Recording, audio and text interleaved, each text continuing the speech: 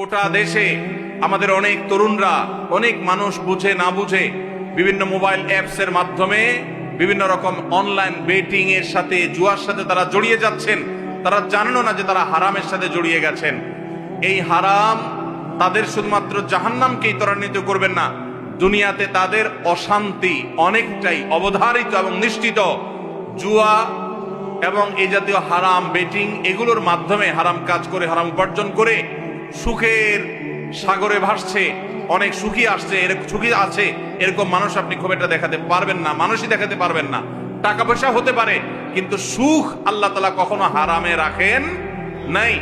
যারা এই হারাম উপায় উপার্জন করছেন, যারা অনলাইনে বা অফলাইনে যেভাবে হোক জুয়া খেলে বেটিং এর মাধ্যমে যারা উপার্জন করছেন, তাদের প্রতিটি পয়সা হারাম, তাদের ইবাদত কবুল হবে না, দোয়া কবুল হবে না। এবং যেই দেহ যা হারাম দ্বারা গঠিত হয়েছে, নবীজি সাল্লাল্লাহু আলাইহি সাল্লাম বলেছেন যে সেই দেহ জাহান্নামের জন্য উপযুক্ত, সেটা জাহান্নামে যাবে।